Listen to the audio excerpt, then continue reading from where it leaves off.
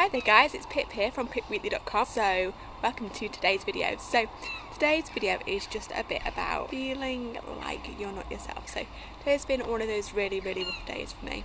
I am trying to basically figure out what to do with the next phase of my business, because I think I'm going to have to leave it for a while just to hopefully earn a little bit more, and it's going to take some time, which is really annoying because I'd love to crack on with it and feel like I have the inner confidence to go and do that, and I really feel like confidence is holding me back.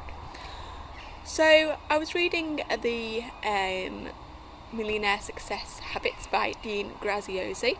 If you haven't got that, it's a wonderful book. Dean Graziosi is, as you might have guessed, a millionaire, and he basically came from quite an impoverished background, as most millionaires do, and he really had to turn it around. His mum and dad got married sort of like 9 times between them. He moved something like 20 times by the time he was 19. Never felt like he belonged anywhere.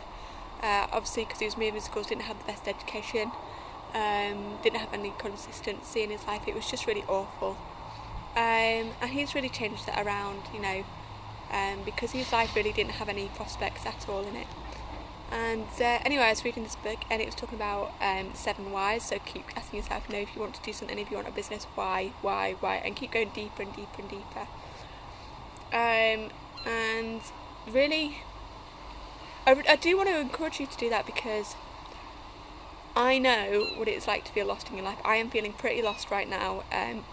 It's horrible. It's horrible because I can't plan anything, because I don't know where I'm going. And I was helped yesterday by Stuart Ross. So Stuart Ross is, again, a multi-millionaire. He works with a guy called Jay Kubarzak. Stuart is English, Jay is Canadian, and they set up the business that I'm part of, I don't know how many years ago, about 10 years ago now, maybe less, maybe a little bit more. Anyway, I was listening to Stuart's story, and he was talking about how he started his own business and kind of fell flat on its face. He really didn't enjoy it, and ended up going back to work in debt, and also with his tail between his legs, and thought he'd never start a business again. And he was 26 at the time, so the same age as I am. And I was kind of listening to the story, and this year has been pretty turbulent for me. I don't know how it's been for you guys, hopefully a lot better than mine, and I'd love to hear about what you've been getting up to, if you are thinking about starting your own business, or you've been changing jobs, or thinking about making a change. I'd really love to know, because the whole point of me making these videos is to really encourage you to make those steps that not all people take. And I must say, although it's been turbulent for me, I've changed jobs, and I really miss my original workplace. I wish I'd have never left. I miss the guys so very much. But I'm still glad that I took a chance on myself, and listening to Stuart's story, as he says, he's now a multi-millionaire, it made me realise that actually, even when things go wrong, your life isn't over. You just have to know where you're going, and so many people say that. Tony Robbins says that, obviously Dean Graziosi says that, Brendan Burchard says that. It's so important. So the first part is knowing where you want to go. So many people, and I'm talking people who are in their 40s, 50s, 60s, 70s even, have kind of gone along with life. Now, there's nothing wrong with that, but it's so very easy to then fall into a path where you're not happy. And I never ever want you guys to do that without being able to righten your path, and that's the most important thing. So I want you to encourage you to do that exercise, and if you have done it, let me know what the results are. I really surprised myself. I thought that the reason I wanted to start a business was to look after my family, and it is, but there was a deeper reason behind that, and actually the reason was because I never wanted to be in a position where I could be hurt ever again without being able to stand on my own 2 feet, and that's still really important to me. I was quite lucky having had a break for a while, just because I lost kind of all self-confidence, and life really hit me quite hard, I felt. I did go back to this beginning yesterday to look at module 1, and that's where Stuart gave me that golden nugget of help and advice. So it's not over, and you do need to know what direction you're going in. And here's the thing, You need to know your direction, even if you think it's just pie in the sky sort of stuff. Tony Robbins' story, if you don't know, he was a cleaner. He was making less than $3,000 a month.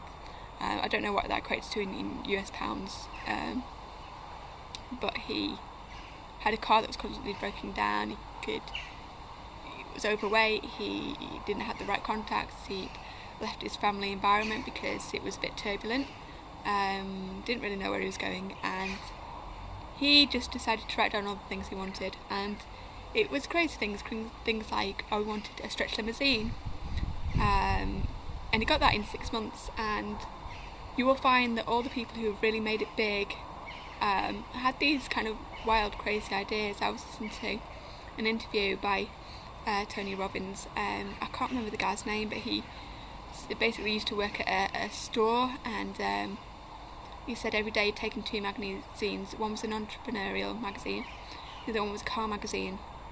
And you know, people used to say to him, you know, are you a car nut? Like, what's going on? And he was like, oh, I'm just picking out the Ferrari that I'm going to drive. And we were like, yeah, you're never going to earn that in this job, this, that and the other. And even his boss took him to the side one day and said, listen, you know, probably not a good idea that you do that, because you're just going to set yourself up for disappointment. Eventually he left his job, and several years later he drove to the store in that car to drop off some DVDs or something. It was like a video game store or a DVD store, that kind of thing.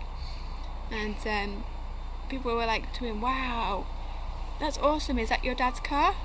And he was like, not exactly, and he walked out. So it's not over, and let me know your thoughts on that. As always, do feel free to check out my website. It is actually shut down, unfortunately, at this time, but I am available, so do leave me a message or a comment on pitweekly.com if there's a certain topic you want me to cover, if there's anything I can do to help you. I know I look quite young, but I've had a hell of a lot of experience in my life.